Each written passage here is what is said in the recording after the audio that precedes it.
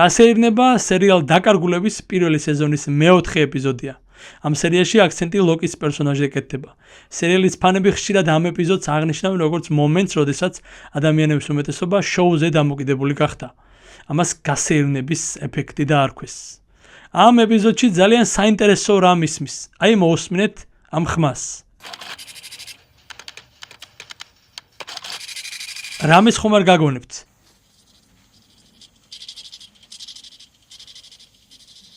მას შემდეგ რაც რენდი ლოკს ანგარიშებთან დაკავშირებით დაუპირისპირდება, ლოკი თავის გამომთვლელ აპარატს იყენებს. მკვითხრის ბეჭდვისას ისმის მონსტრის ხმა. არის ეს მინიშნება თუ უბრალოდ დამთხოვა? პროდიუსერების თქმით, მონსტრის ხმა ნიუ-იორკის ტაქსის მკვეთრების პრინტერიდან არის თურმე აღებული და იქაც ამიტომაც ისმის ეს ხმა. ამ ეპიზოდში არის რა თქმა უნდა განმეორებადი თემები. დავიწყოთ რიცხვების თემით.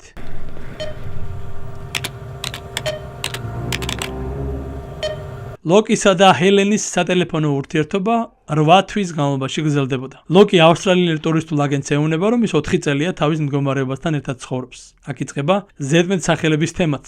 სოიერი ბუნს მეტროს უწოდებს, შენონი ბუნს კაპიტან ამერიკას, ჰარლი სოიერს ჯეტროს. ამ ეპიზოდში ის რომ ლოკს გადაადგილება არ შეეძლო, რამდენჯერმე წინასწარ არის მინიშნებული. თავიდან ლოკი გაკვირვებულია, რომ გაღვიძებისას ფეხის თითების მოძრაობა შეუძლია. შემდეგ ერთ-ერთი გადარჩენილი შეშის გადასატანად ინვალიდის ეტლს იყენებს.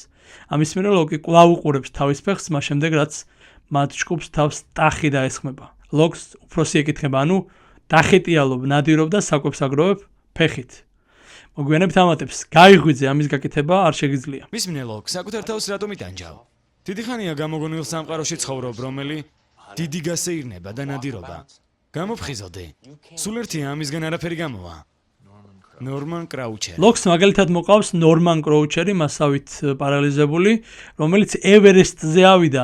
ლოკი ამას იმის ხაზგასასმელად აკეთებს, რომ მასაც შეუძლია ლაშქრობაში წასვლა. ლოკი ასევე სანამ ტელეფონზე ჰელენთან საუბრობს, ნერვების სტიმულირების აპარატს იყენებს. სერიის ბოლოს კი ირკვევა, რომ ლოკი სწორედ კუნძულზე წამოდგა ფეხზე.